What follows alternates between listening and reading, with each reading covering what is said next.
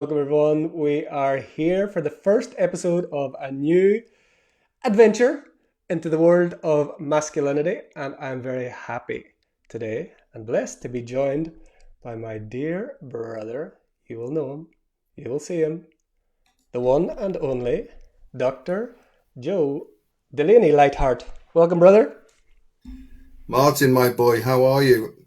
This is Hi. not coming up on my live stream. I don't know what. Oh, yes, it is. I'm sorry. I beg your Are pardon. we good? We're There on? it is. Sweet. Welcome. Good to see you, brother. How are you? I'm very good. I'm very good. Challenged and good and up and down and in and out, same as Yeah, ever. exciting, challenging, interesting times. It is. It is. And that's why we're here together. So this like digital whirlwind world that I've been in like since 2017, 2016. There's not many people that I've actually met in body, but you are one of them. Like we met in Glastonbury, I think maybe a couple of years ago. Two So years ago. yeah, yeah. We met in Glastonbury. Very intense place for me. Anytime I go there, there's always something magical or chaotic. But it was great to actually, see the whole body and know that you don't just exist from here up. It was good to get together, and yeah, really this kind of inspiration around this future of his story is to get together with brothers that have been on the path for some time. And, you know, we've been blessed to a degree in these groups and communities that we've been in that the feminine energy has been very strong, very prominent, and the majority. And I feel it's very important at this time for the masculine energy to step into this new way of being and stepping out and coming together again. So I really wanted to start this to get conversations going again between men and talking about the challenges that we face, but also how we see this new way of being. And thank you for coming along to be the first. And like always, we just go with the flow. We have this general theme, the future of his story. So I'm just going to throw it over to you to see what's in the maybe first, just in case there's somebody that doesn't know of you, share a little bit about yourself, and then we'll flow from there. Sound good? Sounds great, Martin. Yeah, hello everyone. Nice to see you all, even though I can't. And my story really is one of born highly sensitive into a very strong Irish Roman Catholic family. Um, Conditioned from day one, probably even before day one, in the womb of my mum. Right? We can talk about that. We can talk about all sorts of things like fetal programming and all that sort of stuff. I want to talk about feminine toxicity as well, not to cause trouble, but just to try and explain how I see things, really. Yes. Because to me, and probably to you, fear is an evil and corroding thread. The fabric of our existence is shot through with it. I think that we're here to learn one thing, and that's to become fearless. And that's to overcome various challenges that come our way by learning to work from the power of the heart. I know I've got all serious straight. Um, I think my story was always sensitive. I was born with various conditions. I was 6 weeks premature, born with respiratory distress and scoliosis and pelvic abnormalities and stuff like that. And so consequently, I was basically attached to my mother's leg for 38 years of my life, right? And everything that she said and guided me into, right, I did. I didn't question anything. I just listened to me mum. And she was frightened for me. And really, she wouldn't let go of me to try and experience life by myself. But then, around about 12, 13, 14, 15 years of age, I discovered alcohol, right, which changed my life completely. It made me feel like the person that I wanted to be, and I got addicted to it. And in the course of addiction, rather than boring anybody with all the details, I lost my job. I was in the NHS. I had quite a high, prominent position in the NHS. I lost my job. I lost my wife and kids. I lost my liberty. I lost my driving license, and I lost my home. and I ended up homeless, and yeah, I lost everything, Martin, as you know. And then I made three really serious attempts to take my life, and it didn't work. So not only was a failure in life, but it was a failure in trying to end my life as well. And they called me Dr. Lightheart because I've been through a bit of stuff, like most of us have who listen to this, you know. But I'm able to come out the other side in a different way, really. And it was basically to decapitate myself from all the thoughts and the ideas and the emotions and the attitudes that had guided my life up to that point, and I sort of let go and started to listen to my heart. So, and I think it was all part of a process that maybe I even signed up for myself. But coming up, Martin, I'll be 33 years sober and clean soon. And that's living life naturally without taking any medications to get peace of mind. And I think for me, success to me is just one thing: it's to have peace of mind and to be totally comfortable in my own skin in all situations. And that's where I'm up to today, mate. In myself, I feel great. I was saying to you before, I'm coming up to 70 years of age. It'll be me if I complete it. It'll be my 21st marathon next year. I've just swum the River Mersey for the fourth time across. You see, I'm doing all right. I'm not very quick at these things, but I'm just a bit of a plodder. So my life's been transformed, Martin, by listening to the guidance of my heart or my intuition rather than to listening to anything that's been going on in here. Because I have a bloke who guides me, and he said all those years ago, he said, Joe, he said, every time I say something to you and try and explain it, you say, I know. And he said, there's an expression, it says, know all knows, I won't say it, but most people will know what that is. And he said, I see you, Joe, as a knowledgeable idiot. Right. And he said, because everything that you've learned, all the qualifications you've got, have brought you to the point of wanting to be dead and trying to kill yourself. So he said, why don't you tomorrow, right, wake up with a clean sheet and start again?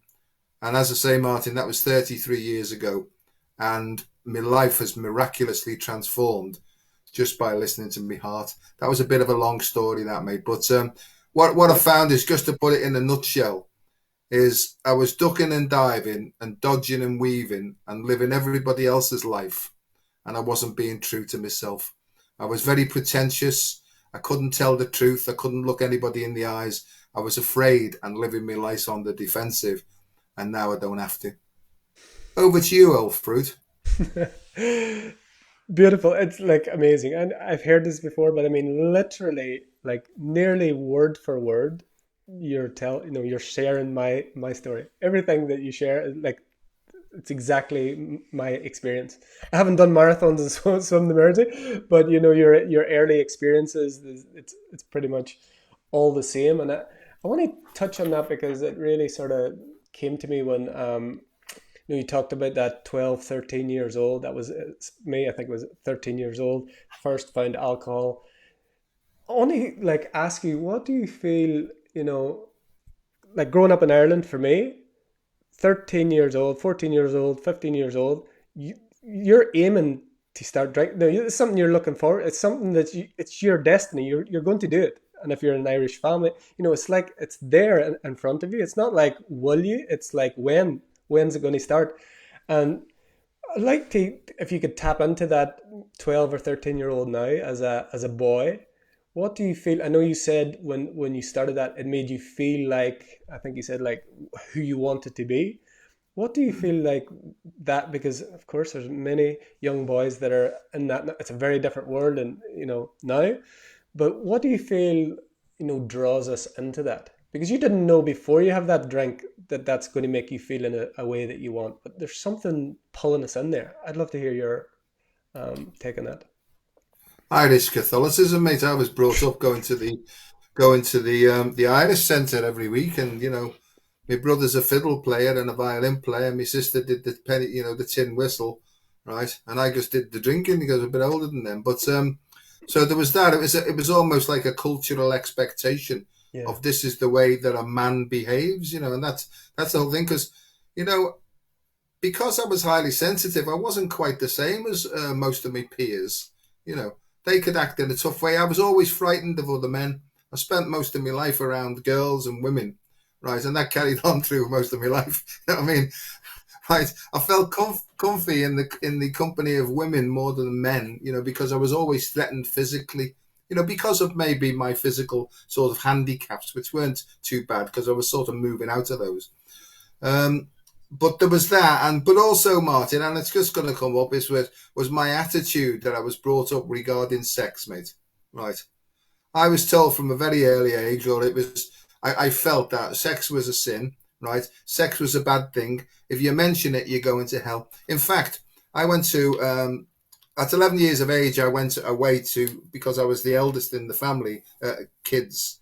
I was sent away to start my training as a priest, you know, Mm. and that would have been 12 years of basic indoctrination, really. And I'm just speaking from, I don't mean to upset anybody. I'm just trying to talk about my personal lived experience, you know. And I was frightened there all the time, and it only lasted 18 months, thank God, because I was missing my mother all the time, really. So an 11-year-old lad, 200 miles away in a predominantly male environment, it was frightening, mate. And Mm. I've looked back at some of my alcoholism and thought, was I abused there? Right? Have I? Is it something that I'm hiding? And I don't think that I was, But Mm.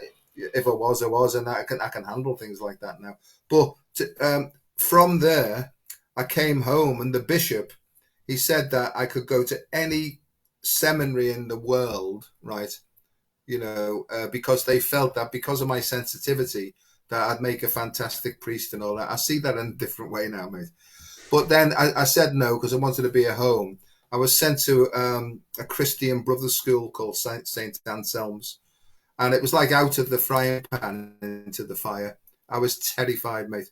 And the only way that you learned in St. Anselm's was if you got anything wrong, they strapped you, right? So they taught us by fear. So I couldn't learn anything because when I'm afraid, right, I can't think clearly, you know. But in that process, here's the first sex education lesson that we ever had. It must have been when we were about 13. It was all boys school, obviously.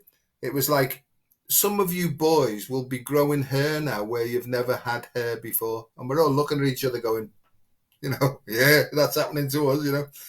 And you'll be having feelings that you've never had feelings in these places before. And we're all looking at each other nodding.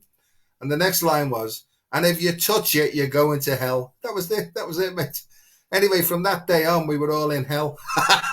Yes, there was no escaping. So, but the point I'm getting to, because I don't know, go on, talking about getting a word in edgeways. Come on, that's what we're Um, here for.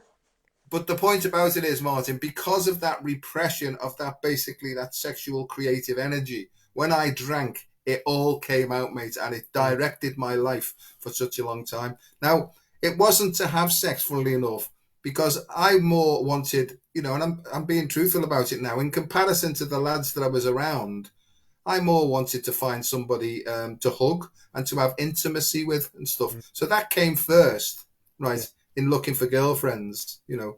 But then, obviously, as the closeness came in, other stuff come up. And when I was like drinking, right, it overtook me, mate. It overpowered me. I've no idea where I've just gone with that. But you asked the question, Irish Catholicism for me, right, and also sexual repression, mate, the two big no-nos as far as I'm concerned now. And I Yeah. think now, as we're going through this great shift in consciousness, I think everybody is being forced almost to look at their attitudes towards control and repression. Over to you, mate. Absolutely. Amazing. Amazing. And again, just the kind of resonance with experience. Like I was a altar boy. Again, it's just something you do. I was an altar boy. And so there was I remember one of the big ceremonies, must have been Easter or something like that. I was the one that held the incense. So the thing, and you swing it back and forward, light the charcoal and burn the incense. And so the Monsignor, that was that's some level up from a priest, I was terrified of. I was absolutely terrified of him. And I remember holding that thing, and because I was standing the wrong way, one time he grabbed my shoulder and he squeezed my shoulder and turned me around like this to stand in the right way. But I'm swinging this thing, and it starts to burn my hand. So my fingers start to burn, and because I was so afraid, I let it burn my hand and let it, the whole thing blistered up, and I burnt my hand because I was too afraid.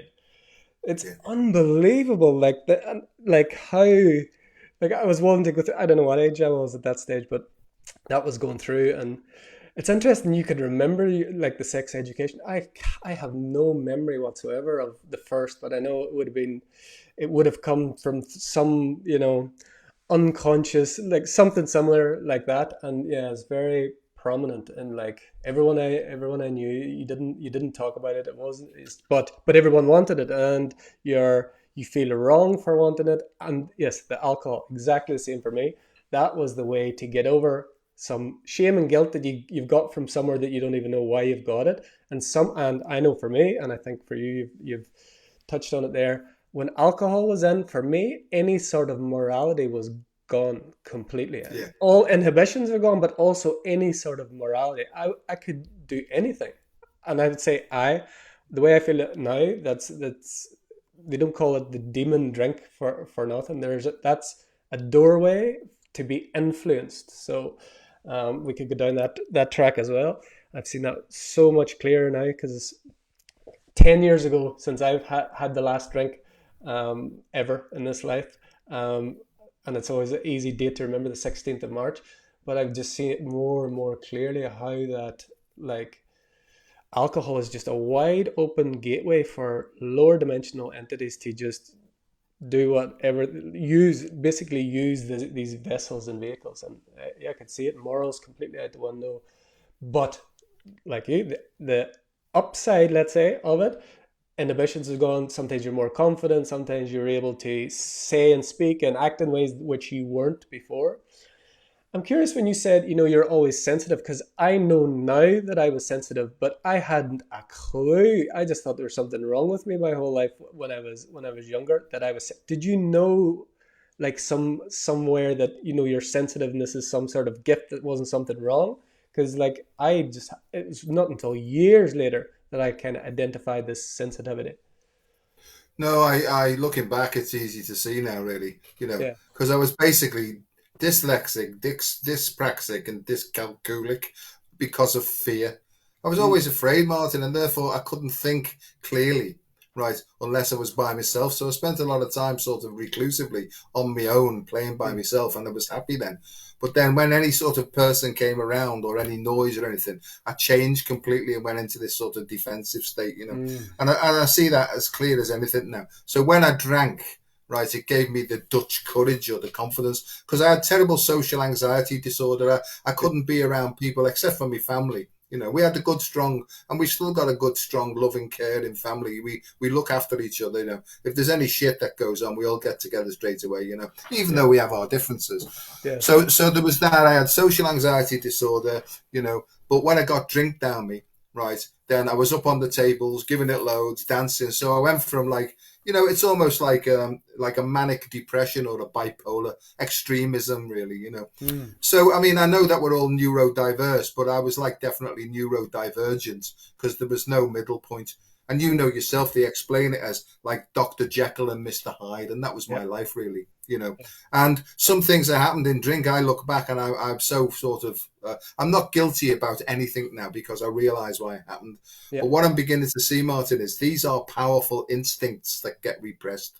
Yeah. And as a consequence of the way that we're taught, programmed, and conditioned, these natural flows are misdirected, or to use a good word, they're perverted, mate. They Yeah. become perverted. So they Yeah. don't flow naturally. And therefore, they build up. So there's almost like a compression that goes on that needs to come out and vent itself. Now, the other thing that I used to do as well, right, is I was told to respect authority and be kind to everybody and all that sort of business, as though your feelings don't count and just be help everybody. But when I had a few down me, if you looked at me the wrong way, I'd be saying like things like, "What are you looking at?"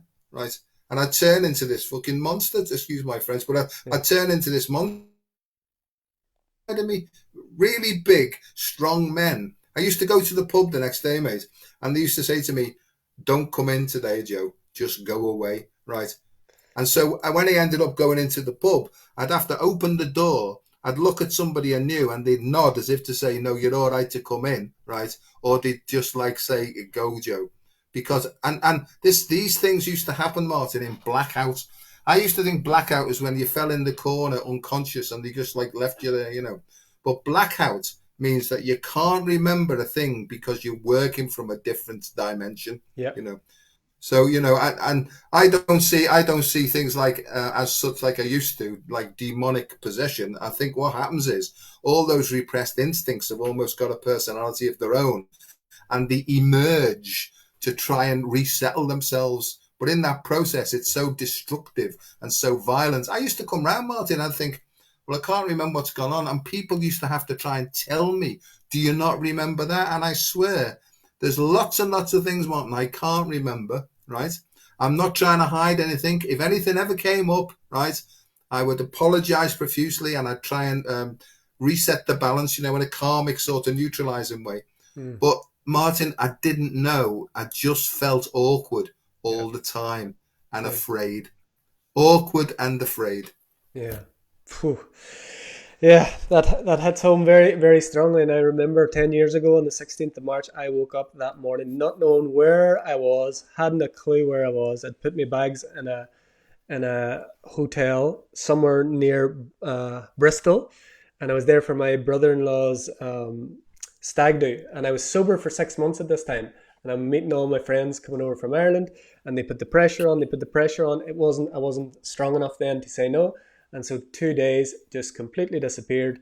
My bags were still in the hotel. The hotel called the police because they thought someone had died. They just seen bags and no one had ever come back. And I remember waking up that morning, and there's a guy that I know was in the well, I do know him, but when I woke up, I didn't know where I was, and he's in the toilet throwing up, speaking to his puke, and I just knew. I just had this thing just clicked, and it just said, I will never ever ever wake up like this again.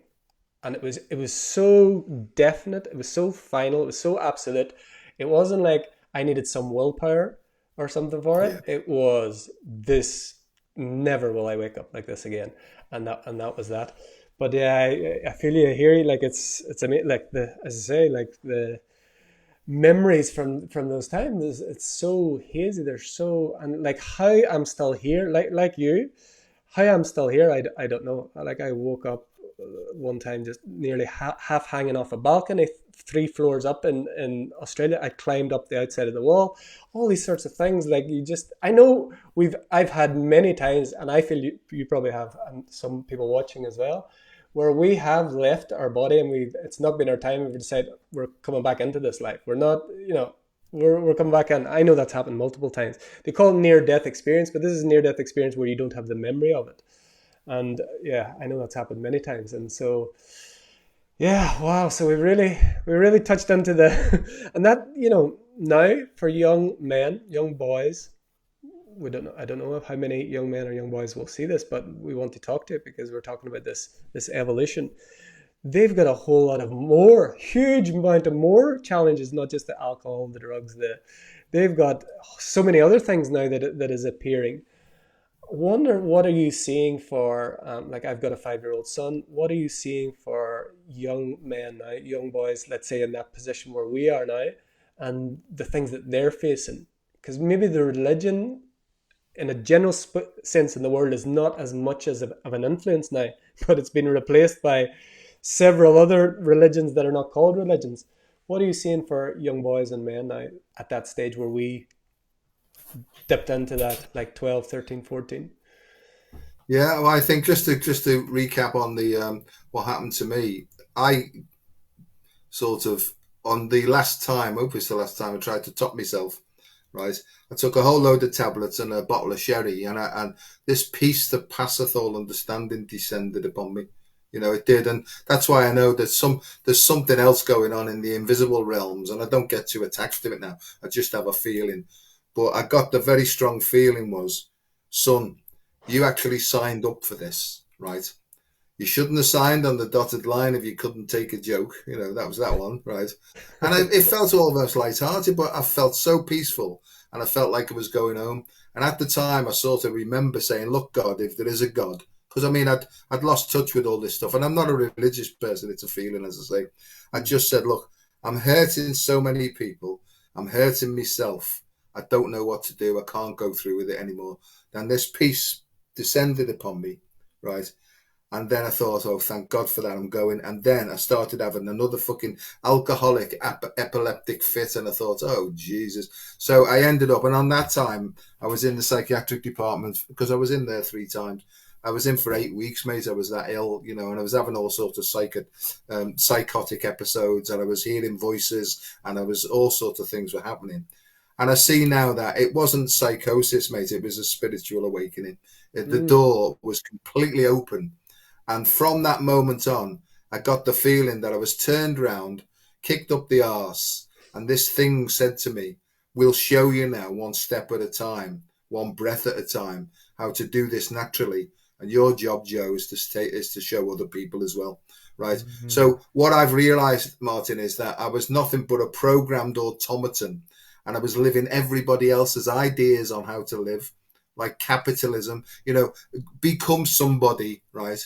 Become somebody, make money, get a position of power. That's how you become successful. And for me these days, and that might be so for some people, but it isn't for me, because I think that the solution to this and peace of mind is to become nobody, mate. And I'm talking from an ego point of view. And I don't think that we can destroy the ego, because I think that's a destructive way. But I think we can let go of the bonds of attachment that we've been programmed or bound to. Right? Sounds a bit thing. So for anybody young that's listening, I would say make up your own mind and play it by ear. Right? Just examine, where did I get the ideas from on how to live my life? And do they conflict with something deep inside of me? Because I'm saying that everybody's got deep within them. Some people might call it a soul. I call soul a source of unconditional love. There's something within us, right, that needs to emerge and experience itself. And when you're in that natural passion and enthusiasm, you feel happy, you're useful, you don't want to cause any trouble. In fact, you want to become helpful, right? And this is the love that most people search for outside of themselves. But really, it's an indwelling thing, it's innate. We're born with it, and it just needs to express itself. But unfortunately, the world, the way it's set up, tries to prevent us from doing that in all sorts of different ways. And I think more and more people are waking up to the fact now that we've almost like been imprisoned in this like servitude. See, I'm on one now, and I realize that the more I wake up, and I think that that's always an ongoing process, that you get to see, if you can relax in yourself and just allow it to happen, right, in this being, your mind opens up more and you can see much more of what it is to be truthful. Mm. Beautiful, beautiful. So yeah, listening to that inner voice to make up your mind, make up your own mind is quite challenging for most people, but I would say for young people now. Like I was speaking to a friend of mine in Ireland who actually deals with a lot of young men that may have, I suppose, in your words, they could say it like spiritual awakening, but it's appearing as psychosis, breakdowns. And he was sharing me a pattern, at least four or five, I think, four or five young men that had come to him with these breakdowns, whatever was going wrong with them, and each of them had this same story. And this story was that Elon Musk was going to save their lives. Elon Musk was going to give them all this money. Elon Musk was going to do this, was going to do that. And the past few years, we've talked about this before. The past few years, the thought forms and Yeah. the field of thought is very easily manipulable, if that's even a word. Is the ability to manipulate thought forms, and these young men, boys, very young, no, quite young, were all coming with this same story, and they're having these breakdowns. But we know, like, that there's the ability to put thought forms out there, and we don't have to go on. We can go into it, where it's coming from. I suppose it doesn't really matter. Just that we're aware that you know just because thoughts and even emotions can appear to us, noticing what is actually my thoughts and like what you're saying, like what make up my own decision, what do I think, what do I choose, when there's all of this junk, there's all of this like opposing ideas out there, there's so much going on. How can someone in that space, like, I mean, I've met some young people that are just amazing, like awake and clear, but for someone like who's grown up with only the internet, let's say some young they've been we were in a world where internet and mobile phones didn't exist. They've in a world where it's only ever been that, they've always had that technology. It must be a challenge for them to really be able to distinguish what is my thoughts, what is my actual feelings, what are my emotions, and how can I distinguish to make my decision, like you said, and play it by ear when there's so many, let's say, influences that can sway that for them. Yeah, it's they call it social media for a reason, because the herd instinct is powerful. Mm, It's what they think of me, and in a way, when you sort of your heart opens, you come to a position that if you listen to it and take action, and the information that you're being given from your heart or your intuition, it actually brings you out of all that social stuff. mm, And so you're not then influenced by an external morality. You start to develop, and this internal moral code emerges, which will be directly linked, is the way I see it, is to your soul's vibration or your soul's frequency. So really, more than anything else, is I think it's a setup that we get to know ourselves, know who we are, know why we're here, knowing what the purpose of our life is, and knowing the actions to take one breath at a time in order for us to go forward. Here's the hard part, Martin: without any expectations other than a joyful, open, passionate, flowing feeling, right? mm, Because expectations, my thing is that peace of mind is inversely proportional to expectations. That means the more expectations you have about how things should turn out according to you, the less peace of mind you have. Because we mm. know, don't we? We know, someone will say to you, "What's your 5 year plan?" It's like a joke, isn't it? Right. And people say to me, "What's your 5 minute plan?" I've got no idea. Because if you're really living, here's a posh word coming up, extemporaneously, that means there's no script. All you're doing is you're relying on the way that you feel from one moment to the next.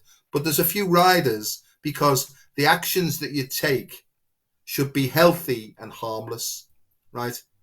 And if you're, I'm not talking about in defending yourself. I don't mean that you can like just lay there and let people shit on you. But what I'm saying is, it's emotional reactivity that's the problem.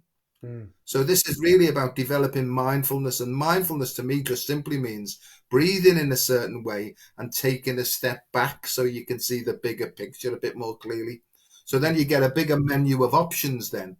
Just choose the healthy and the hygienic ones. Beautiful, beautiful.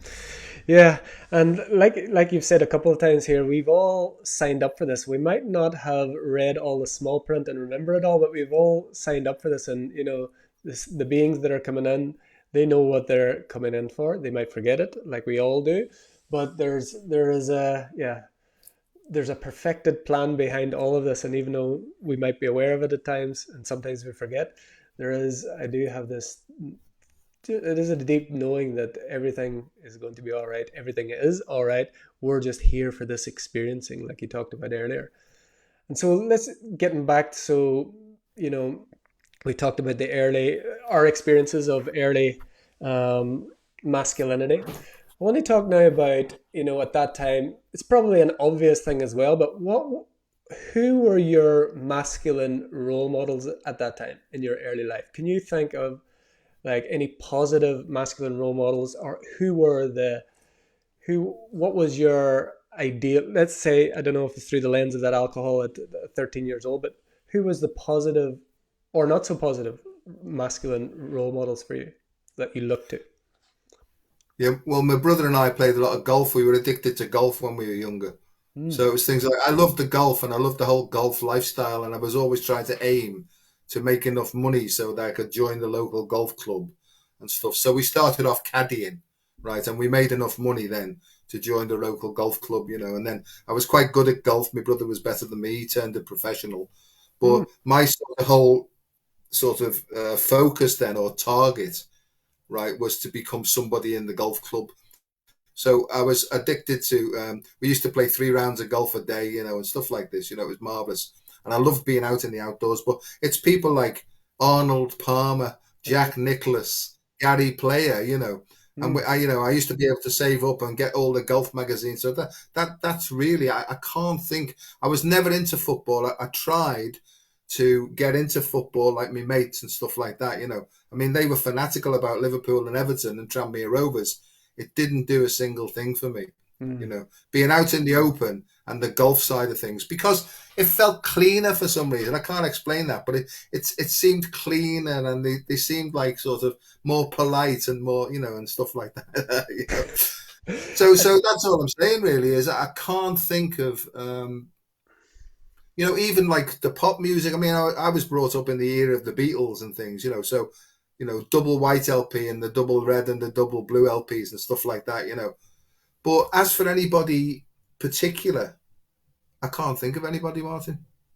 I've had this conversation with so many men, and well, maybe you're not shocked as to how many people have that same answer. That we didn't, we there's not, there's some do, but there's a huge amount where they don't have, or like you, it might be some sort of celebrity or sports star or something like that. That's where we saw. What do you feel it was about the golf? And by the way, that's another synchronicity as well. I was like mad into golf as well, addicted. I was playing 2 rounds in a day. I would get the buggy so I could go around again myself. What did you play off? I got down to five. Wow, nice. I know 9 was as low as I got, but then again, once the drink hit, the golf went out the window very quickly. Um, but yeah, how many men that I've spoken to, would ask that question, and they literally can't think of a single one of where, oh, that's what it's like to be a man. That's what it's like to be, unless, yeah, sports stars. What do you feel like it was with these golfers? Do you think it was the the lifestyle? Was it the mastery? What do you think it was with them? No, the lifestyle, mate, the Lifestyle. lifestyle. Yeah, and they were such nice people as well, and they were very polite, and they looked very healthy and stuff, Mm, you know. And just the thing, I used to go out playing golf by myself a lot as well. And looking back now, I had loads and loads of mystical experiences on the golf course by right. myself. I can remember one shot; I'll never forget it. When you have a really strong spiritual experience and the whole world stops and everything else. Well, this slow motion, I hit a 5 iron, right, and it was the slowest thing, and I just watched it just crawl like that, and it landed about a foot past the flag, and it spun back to about an inch away. And that was the best shot I've ever heard. And when you don't feel it off the club, but you can see. Oh So yeah. I used to love those things because I used to get that really big expanded. Isn't nature? Isn't life wonderful? Which reminds me, as a child as well, I used to get that a lot. But then I'd always get depressed afterwards. It was like a complete blissful feeling. But when I came back to earth again, I used to be very depressed. So my mother was always worried about me because I seemed to be depressed a lot. But that was part of that bipolarity, really. There was like bliss consciousness, and then there was like the hell side of it, really. Mm. Yeah, I I was don't the know why same. I've shared that, mate, but it's just coming up, so I'll just say it, Yeah, that's what it is. That's what the space is. Yeah, I like the sport. I love the sport. And again, addictions. If I was into it, I was just into it. It was all in, and I was like, didn't do anything else. I didn't have any of those like through golf or anything. That the only thing that did it for me was MDMA, and that was a little bit later, in the 90s. That was the beginning of getting this like heart open, like just love with everything for a few hours. And I grew up in Northern Ireland, and we go to this nightclub, and I still to this day believe that MDMA was one of the biggest catalysts for the peace process in Northern Ireland. Because my generation went into these nightclubs, and for a few hours at least, we were just in love, hearts open. Didn't matter, Catholic, Protestant, Republican, loyalist. They were all in this place together, and we were just like, heart open. I really believe that. There's a generation where that happened, but then of course that's because with any temporary or medicinal opening, it doesn't last. It's opening a door. It's showing you the top of the mountain, but you have to go straight back down the mountain again. That's with any of these things. It opened up, and of course I didn't have the language for that at the time. But then yes, it was like this ecstatic ecstasy, this ecstatic, blissful, opening, loving thing, and then this deep, dark lows where I just go into these deep depressions and not want to come out. And there was a honeymoon period with it as well, where you didn't have any, you were just high for uh, some time, months, I would say. But yeah, there's this boom bust, and that cycle has actually continued to me. I'd like to ask, I don't know if I've ever asked you this, because I feel, I had the addictions with alcohol, with drugs, with materiality, all sorts of things. And I feel that I have shit. I don't feel like I'm not addicted anymore. I've just shifted those addictions in a most part to things that are beneficial to myself and others now. But there's still very much this addictive quality within me. So I would say definitely addicted to reading, addicted to learning, addicted to books, to this sort of thing. Do you still have that addictive tendency, but maybe directed in another way, or how is that for you? Yeah, yeah. I'm not addicted to material things now. I'm addicted to learning more.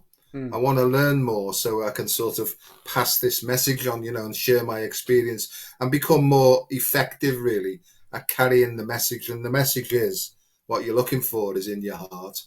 And that's what I do, Martin. I try and simply explain to people the neuroscience of an opening heart.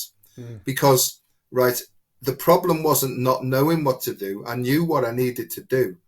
Lack of power was the dilemma. mm. So, how do you touch the power to overcome these deeply ingrained habits? Yeah. You can't do it from within the human mind. So, the solution is beyond mind, and it's in the deeper recesses. I know this is like paradoxical, in the deeper recesses of a higher power. Mm, So you have to go, in my view, you have to go downwards, right, hand in hand with your intuitive innate self, and you almost have to reparent that child that was frightened and hiding in the corner. But there's another aspect, you see, because there's two things that block you, in my opinion, from going forward. One is fear, which is easy to understand, but the other is pride. Intellectual pride stopped me from going forward because my head would say, what a load of bollocks, right? But that's why I have a sponsor, you see, because he keeps pointing out to me, Joe. They used to say that an alcoholic who is definite about something is a dangerous creature. So mm. there's always an element of Thomas in me. I think that he was probably the best disciple because he would say to Christ, I'm not having it. I don't believe you, and I'm not religious. I'm just using that as an example Yeah. because I think at depth, we need, in order to go forward, we need to question absolutely everything, and I think that's part of discernment and discrimination. And Mm, Martin, if I honestly don't know what to do in a situation, which I normally do, I'm confident most of the time. If I really don't know, I have to be honest. And I've got like 5 people in the world who just ring up. I'll share what's happening. They won't give me any advice, right? They'll just put me back to the teachings of Alcoholics Anonymous. And Alcoholics Anonymous has got nothing to do with drink. You mentioned all these, MDMA and stuff. I used to be the boss of a laboratory, a pathology department, where we had all the pure stuff in the world, right? Because we had to do standard curves for people who've OD'd on stuff. So mm. being a scientist, yeah, you have to experiment, don't you, mate? You know what I mean? So, Read that I, bit. and what I've come to is, this is what I've come to is that different chemicals, right, activate different parts of the brain. And where I'm up to now is we are multi-dimensional creatures, human beings, but we've been blocked off from a lot of our intelligences, right, for nefarious reasons without going down that pathway. You know what I mean? Yeah. Yeah. But what's happening now is if we can allow this purge to come through and basically unblock us from inside out, right, then all these different ways of thinking are starting to come to us now. Mm, And people are wrecked because there's all this information coming in. This is where I was in 1987 at the time of something called the harmonic convergence. I was trying to throw myself off bridges because I couldn't handle all the information that was coming in. But mm, it wasn't so much the cognitive thinking side. It was emotionally, I didn't know how to process my emotions. And mm, I think part of my job now is to say to people, you're in charge of the way you handle your emotional energy. Don't be pointing the finger at anybody else. This is about emotional growth. I'll show you, but I can't do it for you. So, mm. Martin, there's a great personal responsibility that goes with this. And us having this talk, some people might want to hear that because they might have spent all their life depending on other people. When in the end, I think the universe is pointing us back to ourselves to say what you need is in you. Start using it now. Mm. Christ, that was a bit serious, mate, but there it's got the way it's coming out. Beautiful, beautiful, brother. And yeah, you've touched on a part now that's very common for men in any, like, pretty much you hear this if you go into like in any men's work groups, and there's this kind of stereotype that's quite accurate that a lot of men are not in connection with their emotions. That a lot of men don't have emotional intelligence. A lot of men don't have the vocabulary to speak about their emotions. They haven't been taught it, but as a nature within us as well, that it's there's this idea that we are less in tune with our emotions. And I'm finding that I've heard this come through myself. Men are less connected with their emotions, women are more connected. And I don't think that that's actually true now. I don't feel that it's true. I feel like you've just said, we just haven't had the tools to deal with it now. And because of this evolution now, we're realizing these tools that were always within us, and that we're all emotional beings. We're just different polarities of this. And as this emotional intelligence comes through, the male part of the species, that more and more we'll see that we weren't ever actually disconnected from our emotional bodies, our emotional beings. We just didn't have the, like, the software. We didn't have we needed a software upgrade. The hardware was always there, the software was not available to us. And I think that's a more of a, that feels, how would I say it? Because it felt like before, this is like there was something broken in the man. This is all the things that we were like, when we were younger. Oh, something's wrong. I need this drink. I need the drugs. I need the woman. I need the thing. Then we come into these spiritual communities, and it comes through. It comes through us. There's this theme, that the masculine is not as connected with their heart. So we're starting on this foot where there's something broken, something missing. And I'm more and more seeing that. Again, I'm talking mostly about myself. I'm saying, no, actually, I felt all the time like you. I felt like I want to throw myself off the bridge. I feel like I felt things people weren't saying my whole life. I could feel what was going on, even though they weren't saying it. Like you, that sensitivity. And it's just we didn't have that language, and I feel that language now, that ability is more clear for us. And with people like you and others that are out in the world, backing this up with the data and the science is important as well. And I feel like, boys and men coming through now are going to have a different experience, hopefully. But what do you feel how do we get from there, like this feeling, I'm broken, there's something missing, there's something wrong? Then I might go into personal development, I might go into some sort of, I have some sort of spiritual awakening, and then again, I'm starting at minus. Maybe this is just my experience. I'm starting like, oh, I have to get to reach this point of, connecting with my heart as a man or whatever. Do you, does that resonate with you? Do you feel, is that Yeah, something? yeah. I think it's going to be an automatic process now, the way it's coming in. It's more powerful than us. Mm, I think this great big shift in consciousness that's happening, the Great Awakening, right? It's like a tidal wave, really. And what's going to happen is if we resist and we try and hang on to our old ideas and emotions and programs and conditionings, it's going to cause us so much emotional turbulence that we're going to have to go and talk to somebody about it. And if we can already say, this is what I used to be like. See, I think that we were taught big boys don't cry. You've got to mm, show that you're tough and all that shit. You know what I mean? So consequently, when the feelings came, we closed our throat and pushed them down again, and became like an atomic bomb waiting to go off. So a few drinks and a trigger, we could express it then, and all mm. that sort of business. But I've learned now that I'm writing a book, as you know. It's called the F off approach to health and happiness, right? And the F off stands for focus on feelings first, right? And that's the whole point, is that if I'm feeling, this is dead important, this, according to me, if I if I'm feeling emotionally disturbed, right? I'm calling my emotional disturbance now. Let's call that a negative emotional state. Not It doesn't mean to say that we don't have feelings, because there's natural feelings and then there's fight and flight feelings as well. If we're in fight and flight, then we're ready to fight, right? Mm, We don't want to be like that because only fear causes us to do that. And because we're trying to be honest now, so I'd say if there's something playing on your mind, best get it off your chest, right? That's mm, the first thing. So emotional disturbance means that at some level in our processing, whether it be conscious or unconscious, our ego has picked up a threat. That's what a trigger is. It's a threat to the ego because the divine part of us is all powerful. It can't be threatened, right? Divine love can't be threatened because it's like it loves everybody. But the other side of us, the ego side of us, right? If we get a tug, rather than going forward emotionally, reactively, we can mindfully take a step back, breathe away, go into the audience of our own experience, and actually replay the thing again and see what is it that I have to learn? Where is this hooking me? And what do I have to let go of?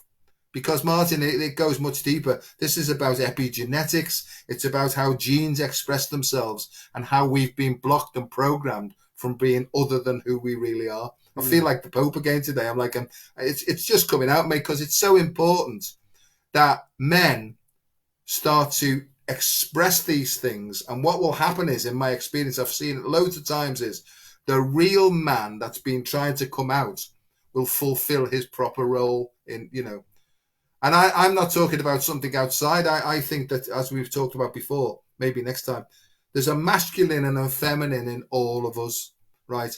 And this is for the real masculine to emerge to look after the real feminine that's within us. And once we start to cooperate within ourselves, we can see clearly then how we need to take action outside of ourselves. mm. I'm Yeah. on the fucking I'm on the pulpit today, mate, giving it, but it's important because I think for me, and I'm going to upset people by saying this, just sitting there sending out love and light doesn't do it for me, mate. Right? I think that we've got to get and say, don't fuck with me, right? I'm here to help you, right? But just like get out of my way because I'm going forward, right? Yeah, these like this is the theme, like having these open, vulnerable, authentic conversations, like we've always, been open to do, is it's so important because in general, in this world, this matrix, this whatever we want to call it, these open, honest conversations, vulnerable, raw conversations don't always happen, and we choose to because it works for us. I mean, when I started doing like my videos, it was like public psychotherapy for myself. It was public. That's what it was. I was just like, I would just press live and just bleh, it would just come out. And then eventually, like you said, once the fear came out, and once all probably a lot of junk came out, then there was just like this spontaneous flow, and there was this like real balance of masculine and feminine. But for me, like when I was in those spaces and I was just expressing, I was that I was in my genius in that time. And then I could turn off that video, and in 1 second I could go from that to the depths of like the absolute opposite of that. My wife would look at me the wrong way. She'd say something like, and like it's like that.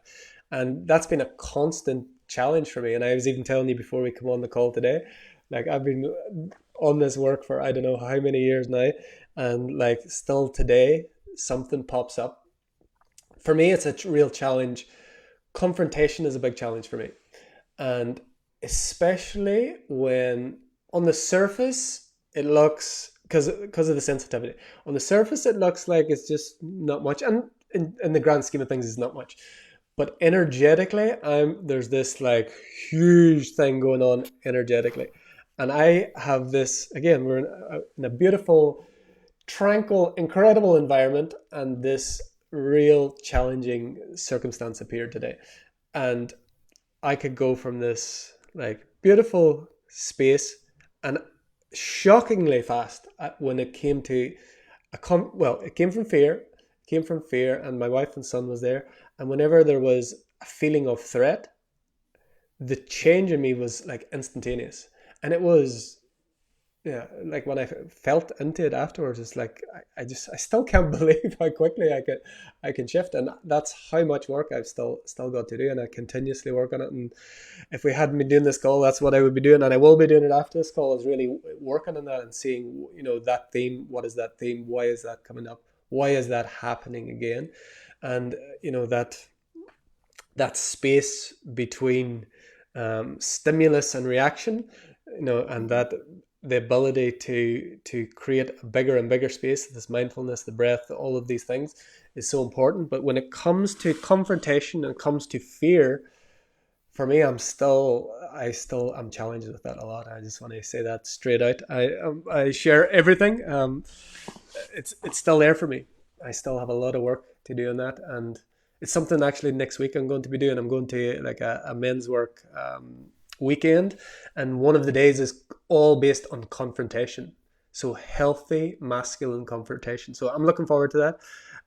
But yeah, just laying it out real where I'm at, and it's continuous, and that that gap, that chasm between when I'm really in my genius and when I fall back into it, that there's still a lot of pain in that, because when I'm in the audience, like you said, the audience of that life, seeing this aspect of the self and then seeing this aspect of self and seeing the gap between them, it's still a big challenge for me. So anyone that has seen the stuff that I put out there, all of my stuff disappeared after a while. But I've always talked like this, but just now all that stuff has disappeared. And a lot of stuff, because most of the time I'm sharing, again, I feel like it's when I'm in my genius, I'm sharing that. But I just want to just share, like, I'm still, really a lot of work to do on that, especially around conflict. Could you speak to conflict for men, for the masculine energy, and yeah, where it takes you? Yeah, yeah, like you said, it's an ego threat, and my view is now, if you don't want to fight, don't get into the boxing ring. You know what I mean? So it's just become an observer, really. Um, and that's where I am now. If I can feel now the grip coming in, the fight and flight response, and different people have different reactions. Some people, their head tenses and they try and think the way out of it, or others have jaw pain where this is the biggest muscular response to threat. It's biting somebody's throat out. You know what I mean? So because we're in such a polite society, people get physical problems now because they Mm, get like things called temporomandibular joint dysfunction, grinding their teeth, all these different things. It's mm, just an instinctive response to an ego threat. yeah, And if we're here to release the bonds of the ego, so it's not the ego's not the problem, it's our egomania, it's our overreactivity that's the problem. And it doesn't mean to say, Martin, that you don't have to stand up for yourself, because sometimes you might say, anger fucking bout, that's enough. Or you might say, I'm sorry, mate, I was wrong there. You see what I mean? yeah, But if you can't do that, right, if you can't step forward when you need to or step back when you need to, then you're limited. So it's really looking about, are you a pusher or are you a stepper back, mm, and so then you'll get then your underlying characteristics. I know that our intuition, right, will guide us every single day, because I literally only work one day at a time, not mm, knowing what's coming up next. But it's almost like, because my higher power is my soul or my guardian angel or whatever. It's this thing that's the bigger part of me. It's not outside of me. It's the next level of my own evolution. It almost like creates the stage on the day and brings in the players and the scenery with which for me to, this is real powerful stuff. I feel more courageous. I feel better than myself. I can go forward. But it's in a sequence, because if I go to a health coach or a life coach and they say, what you need to do now is work on this, I've done that all my life, Martin. They don't know what I need to do because I don't know what I need to do, mhm, right? But my higher power does. And that's why in the yeah, morning, like, I tap on my heart and I say, open my heart up, right? Get that feeling of openness. And I say, hello, what's on the cards today? And I get a sense of, sometimes I get a real clear thing to say, you need to tidy your room up and make some space because you've got a lot of paperwork to do. Or sometimes I say, just go and play out, Joe, because there's nothing else to do at the moment. And Martin, that's it seems to work, and people don't understand how it operates because they're still sort of programmed into how they've been brought up. Let me just say this. I know that most of the programs that I've had to let go of were basically developed or fed me in the first 7 years of my life, mate. Mm. And that's why we're being taken back slowly but surely. And I think we're getting through all those patterns. And when you get good at that, you go back into your mummy's womb. And when you've done all them ones, you go back into your dad then, and then when you do that, you go down the lines of our ancestral heritage and you start unlocking those as well. So we're almost like going backwards now to get back to source. And I've got a big thing going up my spine here when I'm talking about this. So this is about going backwards to go forwards, to say Mm. those words really. But guided by the sequence that we're provided with by our intuition and not some sort of clever clogs outside of us, including ourselves. I don't know Yeah. whether that's answered your question, mate, but I can't even remember what the question was, so that doesn't No, matter. no, neither was I. I was too busy listening to my own voice. There's someone here that say he loves the sound of his own voice, and they'll be Yes. say, I can tell what they're thinking because my telepathy is increasing all the time as well. It's a beautiful getting a front row seat in the audience when it's that open-hearted sharing and wisdom that just flows. Like it's incredible. It's beautiful. So we got up to, where did we get on the masculine journey? We got up to past like kind of the role models and the stepping through, and I think something you touched on I'd like to ask you about, and this is something that I think will be a theme in these calls, is you mentioned like what the real masculine is. What is this masculine that we're stepping into? So I'd like to ask you, for you, what is that? What is this real masculine that we're stepping into? It's a feeling, Martin. It's a feeling, right? Because I think we get mixed up. I think there's a lot of confusion that's going on between the root chakra, which is the biological sort of attachment to earth, right? And I think there's the root chakra is to do with male and female, man and woman. Okay. And I think without getting into the too many details, I'm just talking about the man's got a sticky out bit and the woman's got a tucked in bit, right? And I know there's bits in between there, intersex and stuff like that. I'm not talking about them, but I'm talking about the biological sexual characteristics, right? But then when we move up, if you like, to the sacral chakra, that's when the gender comes in. And that's when it becomes masculine and feminine. And generally speaking, well, no. Humans, I'll talk about humans to incorporate both male and female. Humans are androgynous. That means that they've got masculine and feminine characteristics driven by biochemistry and hormones, right? Mm-hmm.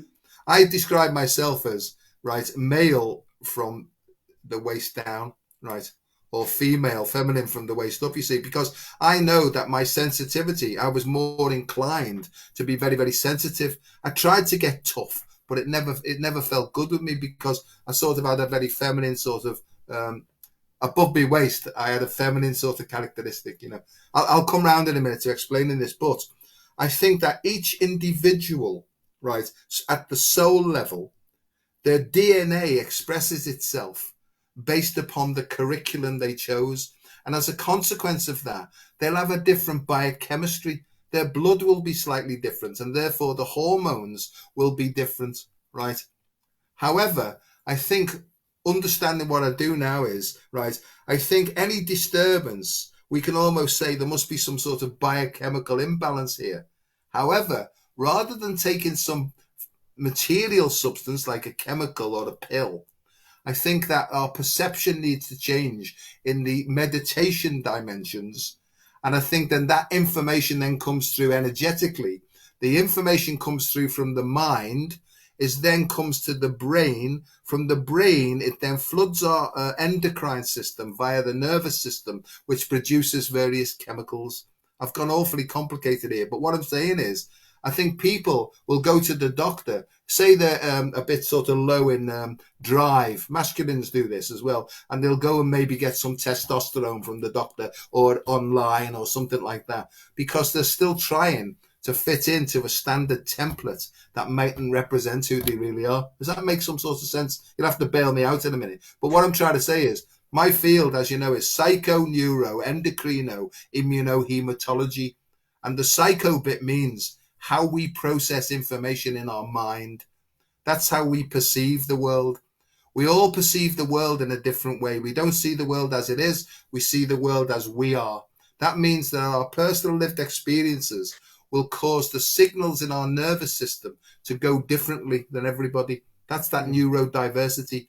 The information down the nervous system will cause secretions of our hormones, which will then impact upon our stem cells. That will then impact upon the way our DNA expresses itself and how we physically become. So there's so many ways to go here. It's simple at one level, but it's exceedingly complex at another level. Mm. Right.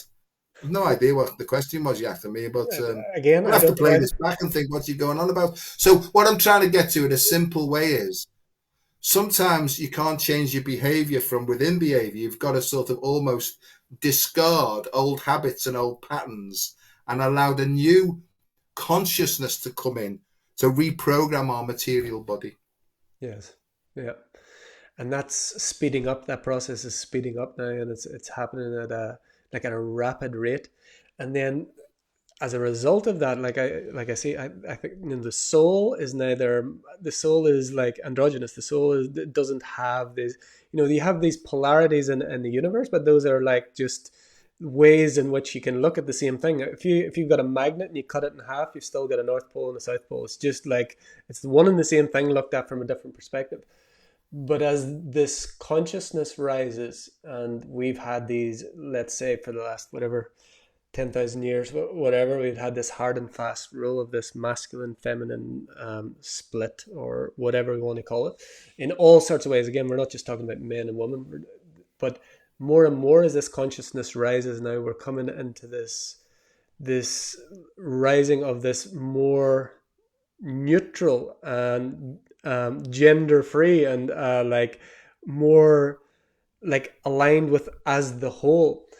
And there's a lot of confusion about this. There's a lot of things where people and young people, I suppose, are, you know, they're getting confused. They're getting, and there's a lot of like information, and there's a lot of influences that, let's say, energies that really thrive on separation, that are intensifying these subdivisions of separations.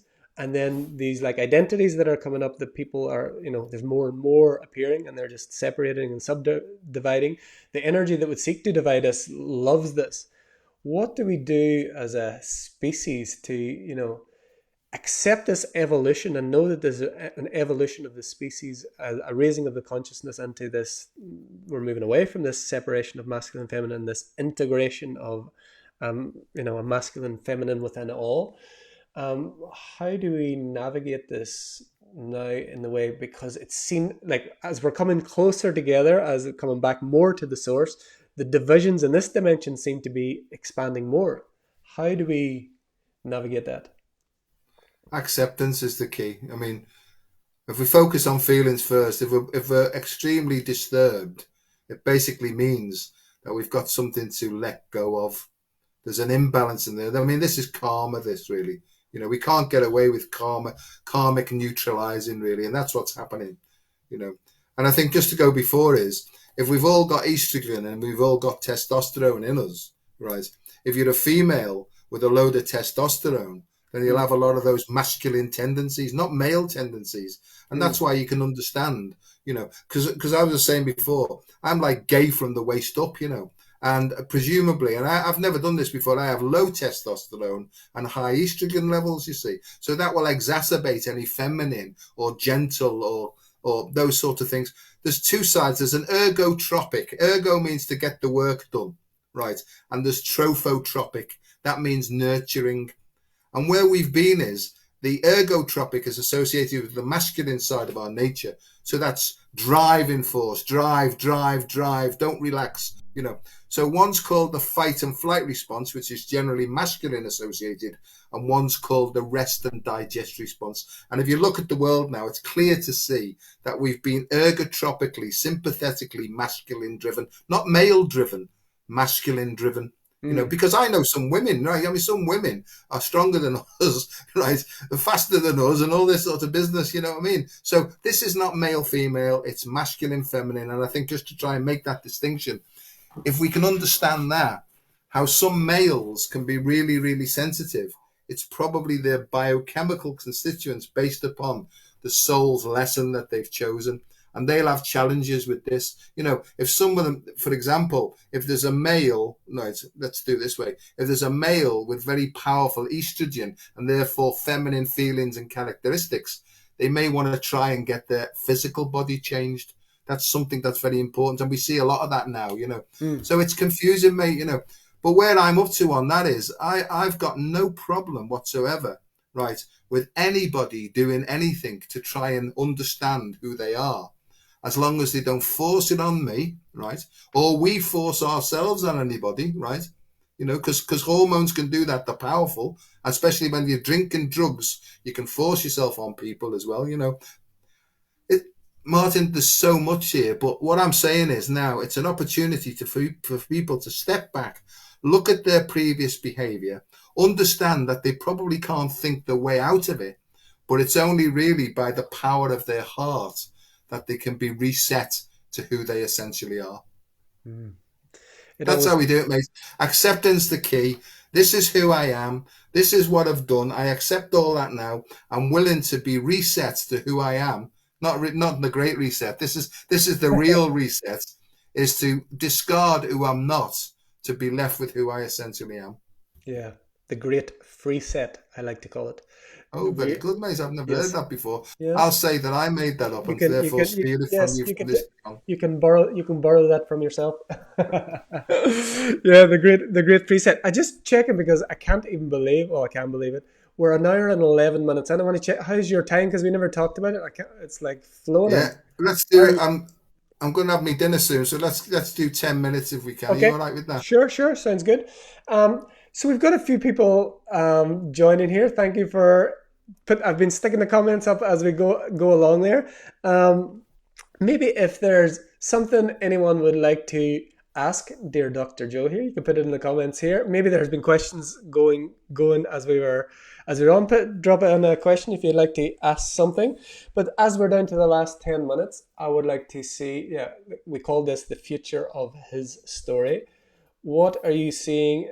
So you brought us back into your heart. You've total acceptance, non-judgment, all of these things for what is appearing as this accelerates this shift. We're going to have more and more opportunities to judge, more and more opportunities to not be in acceptance. What do you see is what's the step forward for us now, for men and for humanity? Where are we stepping to? What's down the line? I think that don't judge thing is a bit of a con job, really, because I think we have to evaluate. And some people think that when you evaluate, you're judging, and therefore we shouldn't think like that. That's Mm. another con. That's working from a standard that's basically externally derived. And a lot of stuff that's going on now in the world, like you can't say that word because it upsets people. Tough shit, really, because if you get upset, it means that there's something in your ego that you need to let go of.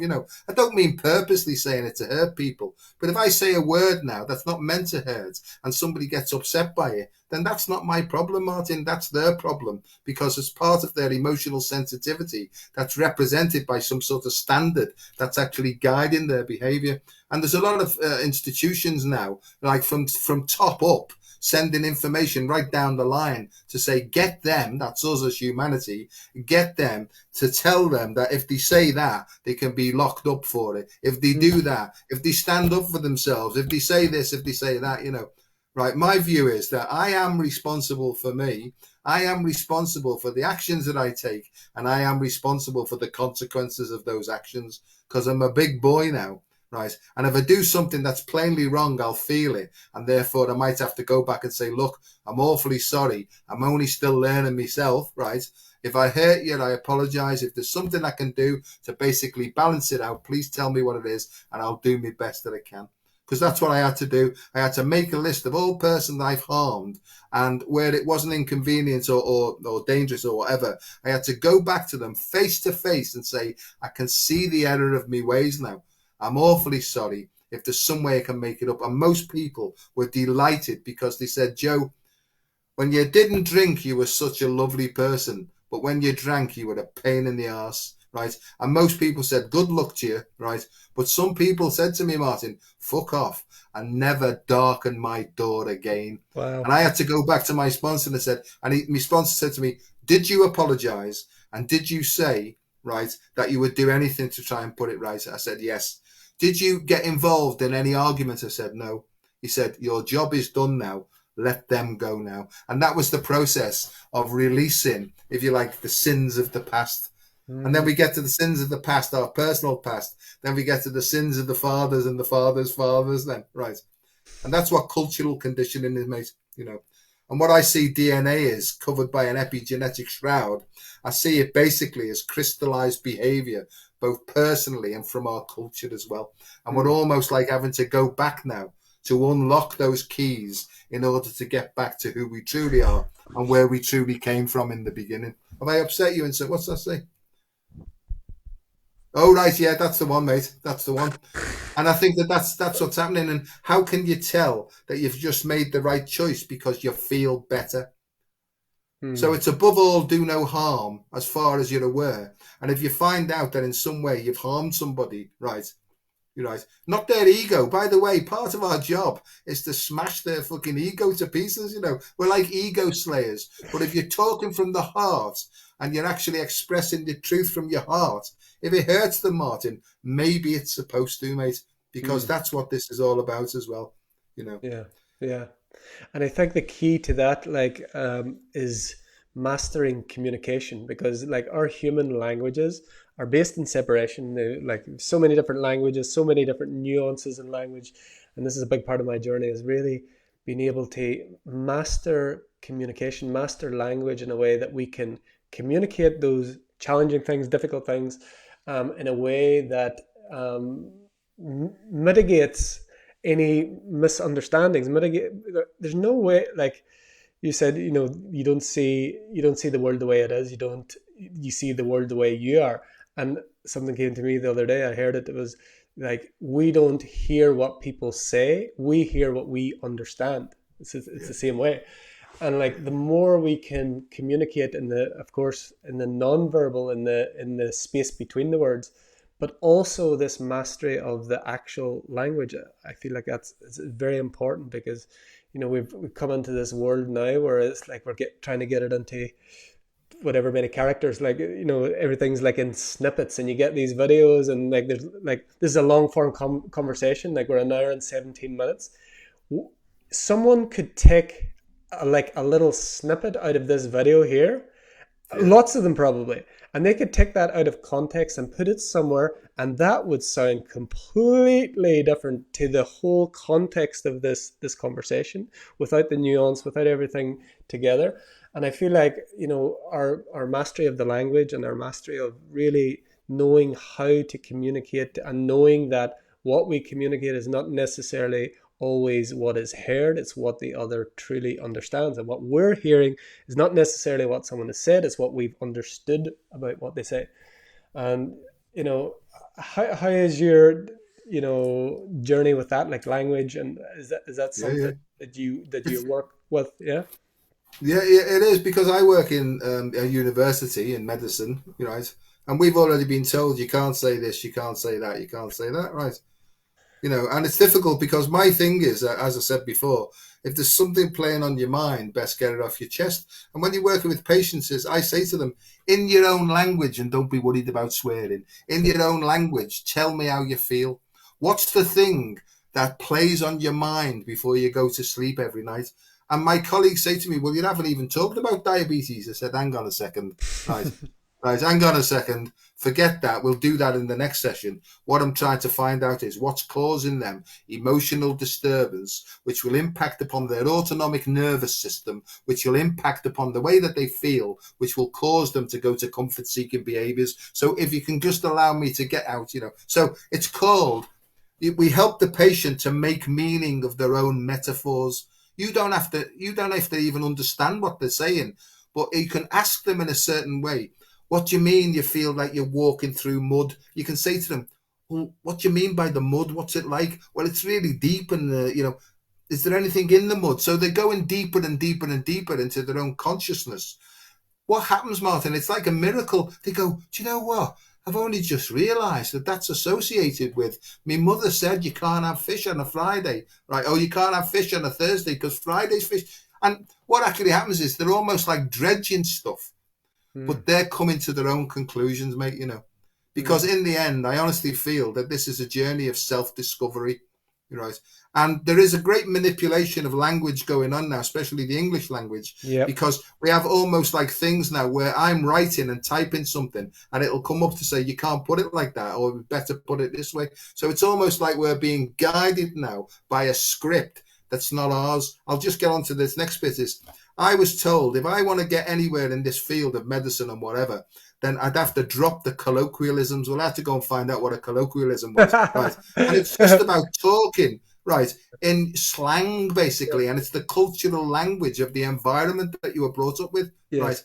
The reason people love me, and they do, there's loads of people like me, they think I'm funny and all that, you know, and they say, and he's got qualifications in, it's because I'll go down, see my mates, I'll say, all right, Bill, how's it going? And, you know, and we left them blind together, you know, and I can see them nudging saying, he's a doctor, him, and he swears.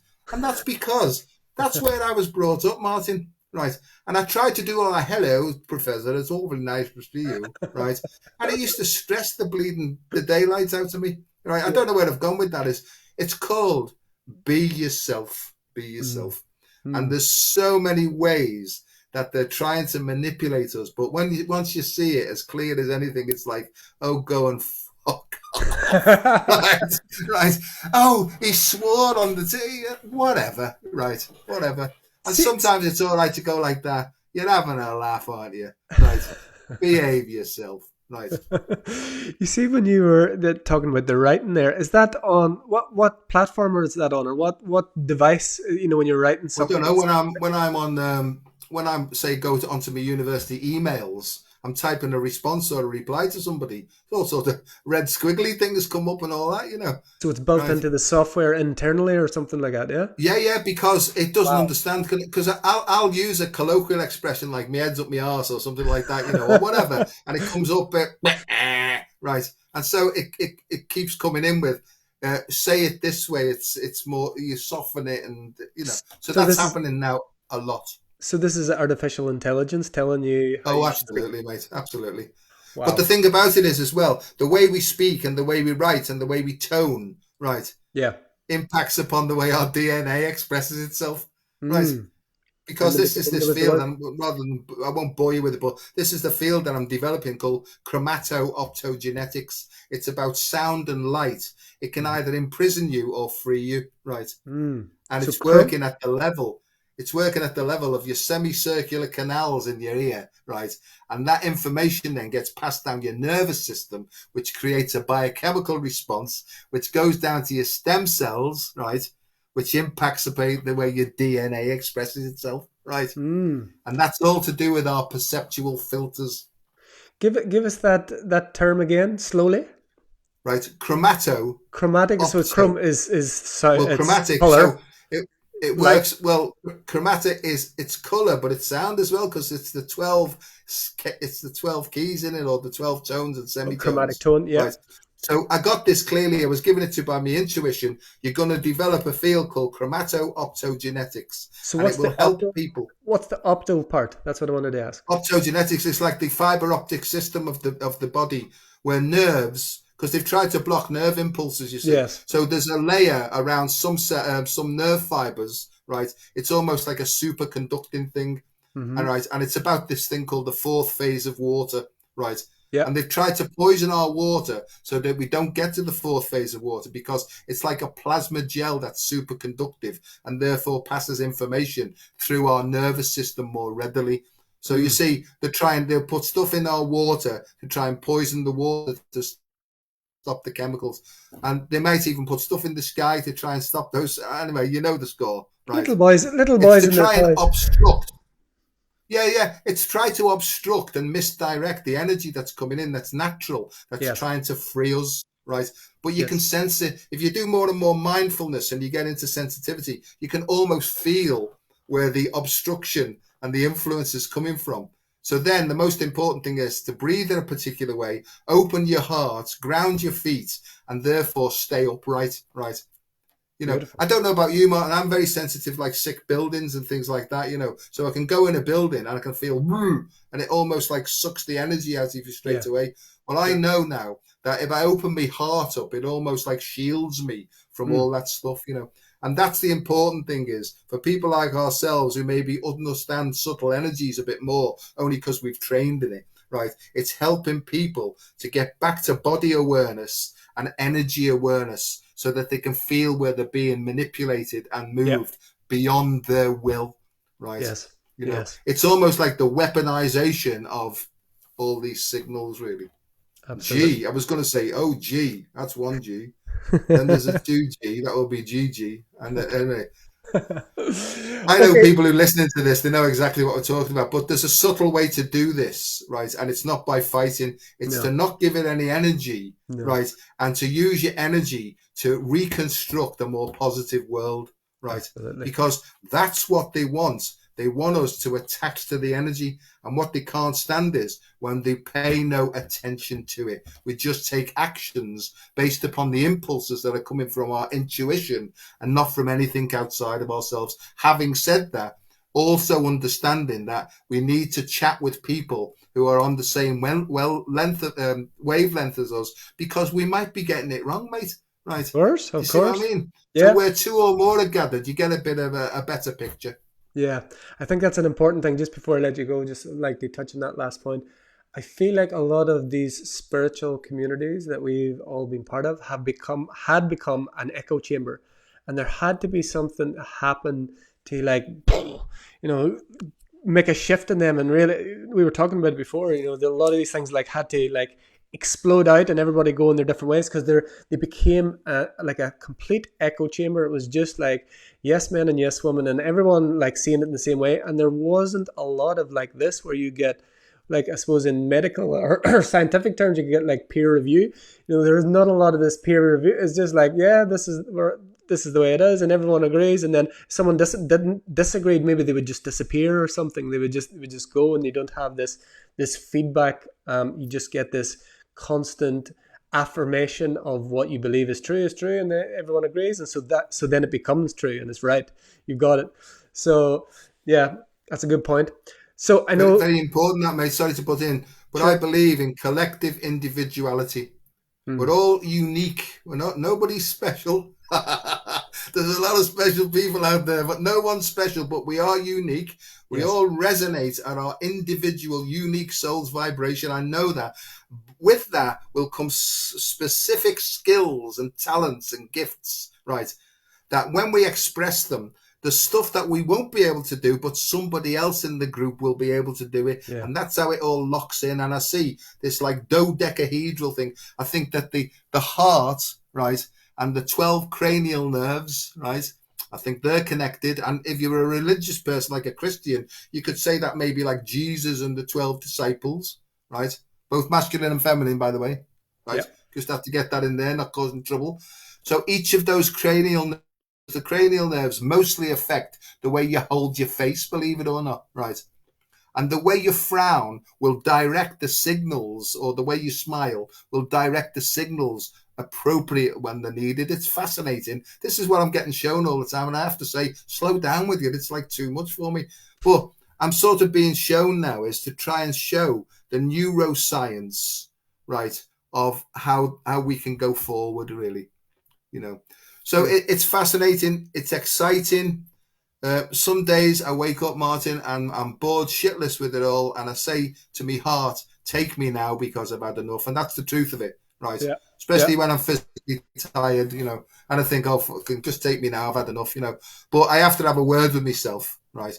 And here's the good thing that I've got: something inside of me asks me, "Have you had a drink today?" And I smile, "No, I haven't." And that's the promise I've got, mate. If I keep close to my intuition and I haven't had a drink today, it's far better than it used to be. Right. Wow. 33, a special number as well. Okay. So 33 there you years. go, mate. Beautiful. Brother, thank you so much. It's been amazing. Can't believe an hour and a half has passed, of course. I'm sure we will do this again. I want to thank you for your time, your wisdom, and your colloquialisms. I love them as always. And yeah, it's beautiful to get this like really diverse conversation. We went so many places. Like it's beautiful. I just appreciate you, appreciate this everyone for joining. Thank you, and Thanks for asking me, mate. yeah, And thanks it's a everybody. pleasure. And if you've upset anybody, just take a step back and look look at why you got upset. And don't blame me, right? Anything you want All to right, leave us mate. with?